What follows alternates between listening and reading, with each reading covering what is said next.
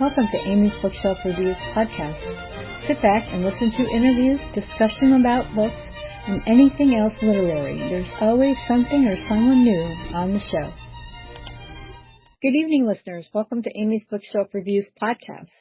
Behind the books, honest voices, real stories. I'm Amy Shannon, and each episode brings you heartfelt conversations with the storytellers behind the stories, authors, publishers, and creatives who shape the literary world. And every second Sunday, join me for story time, where tales come alive for all ages. Let's turn the page together. Tonight we have an author with us. Thank you for joining us, and will you please introduce yourself and let people know how to contact you or find your books? Hi, my name is Lena Gibson. I'm a Canadian indie author. You can find me at Lena Gibson 15 on Instagram. I'm just my name, Lena Gibson, on Facebook. And my website is lenagibsonauthor.ca. Great. Thank you. So, why don't you tell us about your book? Well, my most recent book is The Right Time, Back to the 80s. It's a women's fiction or romance time slip story about someone who is living in the near future or even the present and is very overwhelmed by what's going on. She feels alone. She's escaping an abusive situation, and a new neighbor suggests a therapist who she goes to.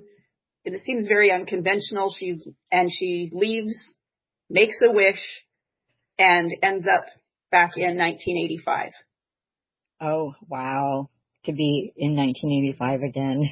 I did like your cover and how it was kind of like, mimic of Back to the Future. I really did like that. It really drew my attention. And then I think about, in the 80s, geez, I was a teenager. So was I. I was 13 years old in 1985. Oh, it just kind of, it brings you back. It's like, would you really want to go back to wearing big hair and parachute pants and no, not really. Yeah. But I enjoyed visiting while writing. And It was really fun to go back there. Yeah, it's fun as long as you don't have to go relive it again. Yeah, sure. Exactly. Well, and there's all this nostalgia around the 80s now. And it's become a thing, like, simpler times, it's so wonderful. So I wanted to play with that and jump back to that time and show they're just different problems, but they were still there. And that you yourself, you have your own baggage. It doesn't matter where you are. Yeah, and at a point before that, they would think that the 50s was the simpler time. Right. The 1950s, and we're talking about the 1980s, and I'm only saying that because some people be like, okay, what does that have to do with anything? A few years ago, Taylor Jenkins Reid won the Goodreads Choice Awards for historical fiction for Malibu Rising, set in the 80s. And I was like, that's not historical fiction. But of course it is. Yeah. But it was me, like, wow. By the time I grew up, it's historical fiction. Yeah, exactly. It's like you turn on the oldies stations and they're playing the 80s music. And I'm like, oh, man. And high school kids have 80s themed dances like we had 50s or 60s themed dances. Yeah. And then when they do it, they have no idea what they are, what it really means. But I found that, I read your story and it was like, I was kind of brought back and I was thinking, why would she want to go there? But, as a teenager, you're kind of in your, like, everything is, going wrong and, that teenage angst. I have no friends. I don't do this. I don't do that. But yet you're wearing, Madonna gloves and dressing like Michael Jackson and, really teasing your hair and spraying it up. I know so much that you couldn't move it. It didn't move. Oh, yeah. Big hair, big glasses. Big glasses are coming back now, but I don't think I'm ready to go back to wearing big glasses. Make sure I'm there either. So that kind of inspired you to, thinking about the 80s, but um, you've written other books, right? Yes, I have. This will be my 8th. Nice. Very nice. And when did you start writing? I think I started really in 1998. It was the summer I got married the first time. Mm-hmm. So I remember distinctly when it was. And I was trying to find something I wanted to read, but I was caught up basically on all my favorite authors. I mostly read fantasy in those days with, a smattering of sort of everything else. Yeah. But I was finished. I was caught up. I couldn't find anything that summer. And I was like, maybe I could write something. And because I'm a teacher, I have summers off. And so every summer I would pick up my project, and it was just something for fun for me. And I met up with a friend in 2017 and she said, "Oh, how's your writing going?" Because I hadn't seen her in about 10 years. And I thought, well, it's not really going anywhere right now. I should do something about that. Yeah. And so I did. And that's when I started taking writing classes and going to a local writers conference and trying to carve out a little bit of time every day to write, not just in the summer. No, that's great. What do you teach? I teach elementary school. I have a combined 4-5 class. I'm the most senior teacher in the school now, so I get to pick whatever I want. And that is what I want. I love being able to take the grade 4s and keep them as grade 5s as well. Oh, that is really great. I loved it when I was in elementary school, and if I had to sit the same teacher for my next grade up, a teacher I loved, that I had that a couple times, and that was just amazing because you're used to the teacher, you like the teacher, and it's an honor to have you on here as an author, but also as a teacher. Oh, thank you. Because I think that is one of the most important jobs in the world, is to be a teacher. Oh, thank you. For a long time, it was everything. I poured heart and soul into it, and I felt like I made a difference, and I love doing it. And I still do, but the outside of the classroom stuff has started to chip away at me for a long time, like some of the parents that aren't supportive, and all the meetings and all the extra expectations that aren't just teaching anymore. And I needed something for me. Yeah. And that was the other reason I turned to writing, as a way to have something that was mine and creative and would last even longer, even if it's just a few people who might have my stories. Right. But whatever you have in your head, you're putting on paper. So I am. And it's also a form of therapy. There's a lot of sort of growing up trauma it's like you throw it in a snow globe and shake it up and see how it comes out differently. But there's pieces of truth in there.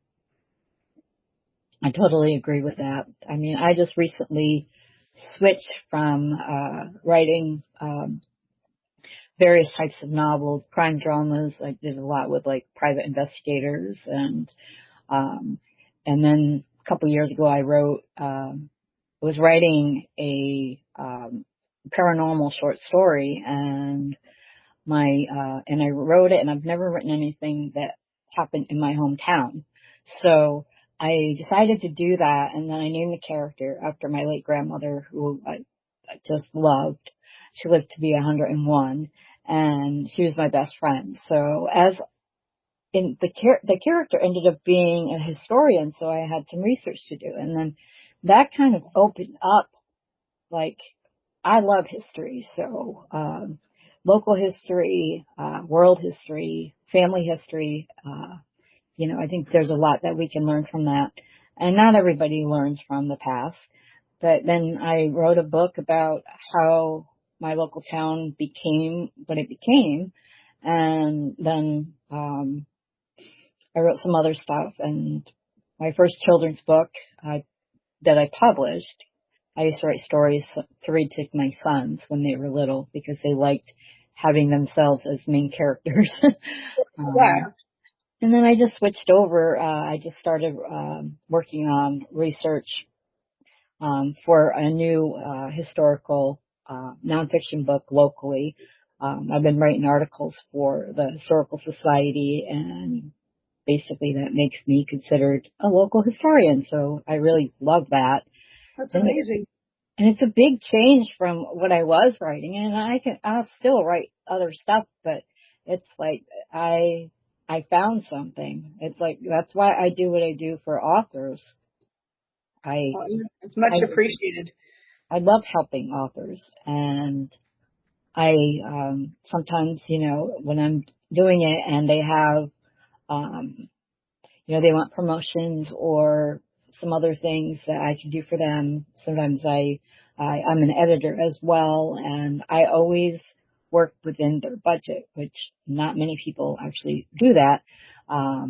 So, because I know what it's like not to be able to afford the high prices of, stuff in the Everything. literary. Yeah, everything is high Yeah. price. So I'm like, tell me your budget and I'll work within that, and this is what I can do for you. So I, And that's amazing, and I appreciate it.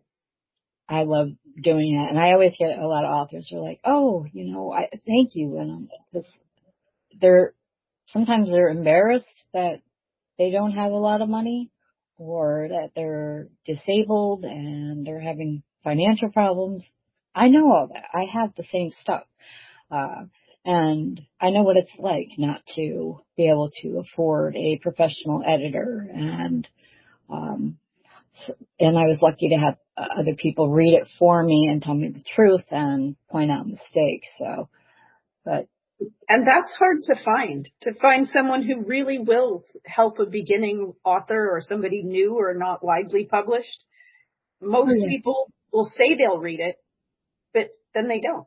yeah, And you can't grow without feedback. I've asked people. I'm like, oh, could you read this for me? Something I wrote, and sure. And it's been years since the book's been published, and other books have been published, and no response on it. And then other times I get people that will, if it's a short enough book, well, yeah, I'll read it and see what I say. But it doesn't matter. I spend more time promoting other authors than myself, and I don't mind. I like it. But I also make sure I take that time for myself, where I'm writing or doing some craft projects, which is something that I just started recently, and I'm just kind of having fun. I kind of gave up my craft projects. I was a cross stitcher and a crocheter, but now I spend all my time writing or reading. And I really like my publisher and the sense of community we have within it, that we Yeah. read and review each other's books. And so I spend time, that some of my craft time got diverted there. Right. But no, I think that's great though. Yeah, you have a great community of authors with your publisher.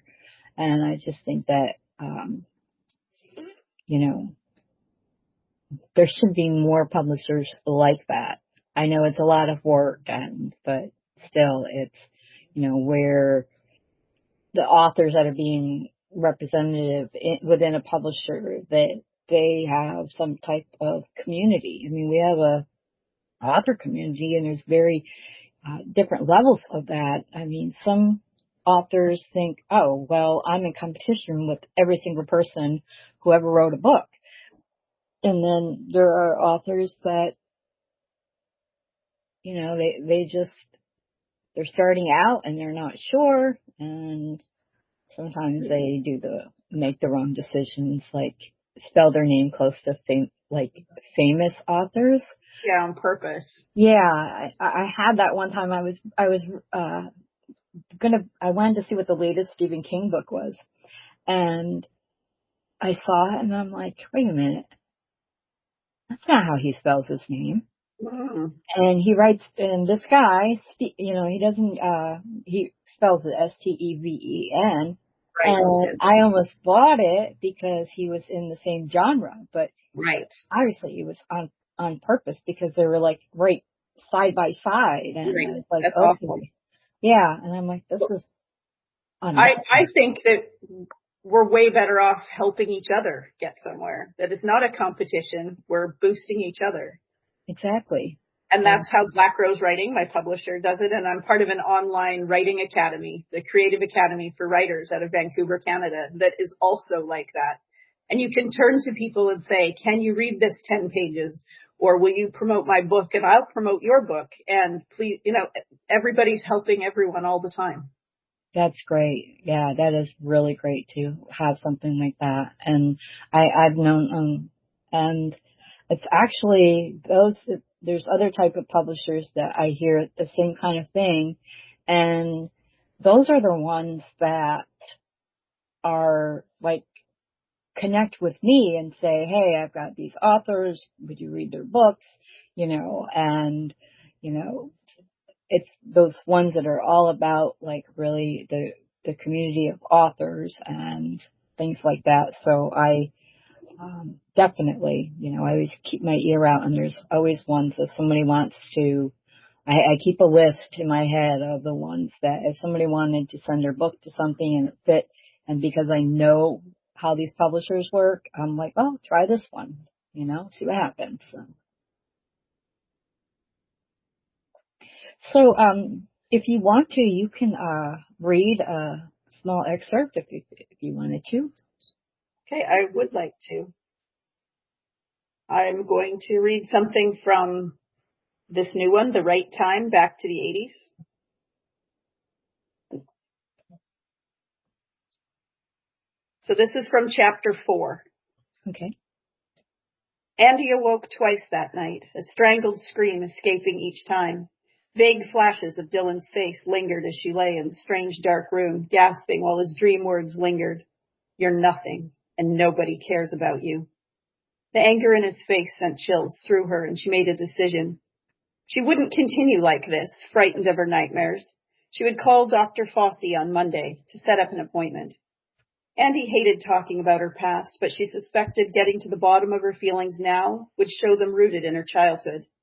That's when things had first gone awry, and she'd first felt alone. She spent the weekend unpacking her few belongings from the half-dozen boxes she'd brought.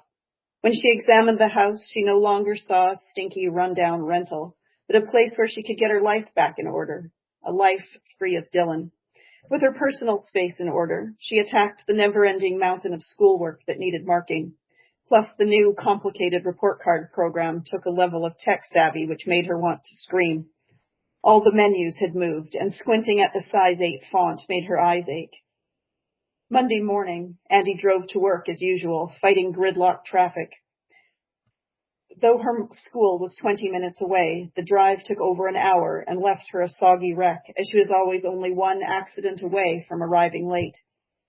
Once inside the building, she found the ordinary and predictable routine of school soothing to her overwrought nerves and battered pride from her failed marriage. While she excelled at pretending to be fine from living a double life as long as she could remember, a tightness remained in her sternum and her jaw. Though she'd warned Dylan not to come to her work, she expected him to ignore her wishes. It was just a matter of time. Nobody at work would understand. To her co-workers, Dylan Marks was a catch, someone to be admired for his handsome face, his charm, and his political clout. She got through Monday on adrenaline, and at lunch she called Dr. Fossey's office and made an appointment for the following Monday after work. She also booked an appointment with her new lawyer for after school, next Tuesday, the first available time. With the appointments booked, the rest of the day became a little easier, and by Thursday, Andy took breaths without feeling like a car had parked on her chest. Plus, after school, she had plans she was looking forward to. And it's just small, just going to stop there.